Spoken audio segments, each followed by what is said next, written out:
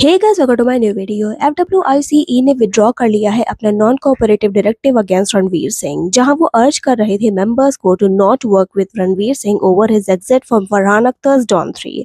बोला है अशोक पंडित ने कि we are withdrawing non cooperation directive against Ranveer Singh over Don 3 exit and issue and to be discussed with all the concern and resolved. अभी तो सुर ही बदल गए हैं इन महाशय के एंड बाकी सबके।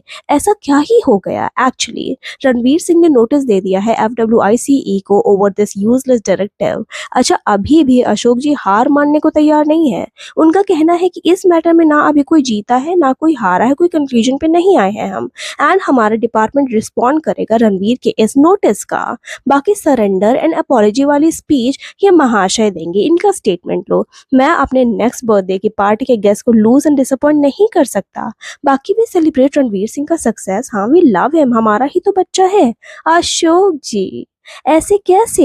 क्योंकि 45 करोड़ तो अब ना मिलेंगे दोबारा, लेकिन वो टाइम जो वेस्ट हुआ है रणवीर सिंह का क्योंकि मेकर श्योर नहीं थे एंड बिहाइंड हिज बैक वो एचआरएक्स एंड एसआर के जैसे एक्टर्स को अप्रोच कर रहे थे, डिलेज एंड धोखा दिया है उन्होंने, उसका हिसाब कौन करेगा? कौन देगा उसको जस्टिस? और इमेज डैमेज करने की जो कोशिश की गई है, अननेसेसरी डिमांड्स करता है वो, 7 वैनिटी वैन्स चाहिए, प्राइवेट शेफ, जिम, एंटरटेनमेंट का सामान, डीजे एक्सेट्रा, नेगेटिव पीआर वगैरह करवाया था। मानहानि तो हुई है ना सर?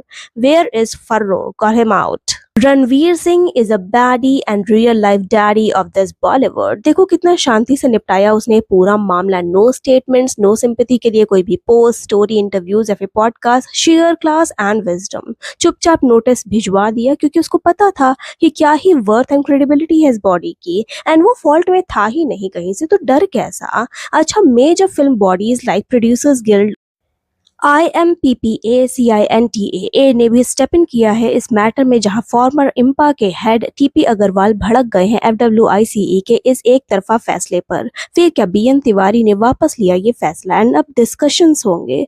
जीता नहीं है ना अभी तक को, ये ईगो भी ना बर्बाद होकर ही मानोगे क्या अशोक जी? अच्छा, कंगना रनौत से भी पूछा गया इस मैटर पर सवाल, तो एज ऑलवेज पहले तो उन्होंने पूरा ही अपना दुखड़ा रोया, सिचुएशन को ट्विस्ट किया अपनी तरफ। फिर बोला व्हेन योर स्टैचर ग्रोज तब आपके दुश्मन भी बढ़ते हैं। रणवीर को देखना चाहिए और समझना चाहिए कि उसने क्या अचीव किया है, उसकी सक्सेस कहाँ पहुंच गई है, उसका कद बढ़ा है बॉलीवुड में और दुश्मन भी।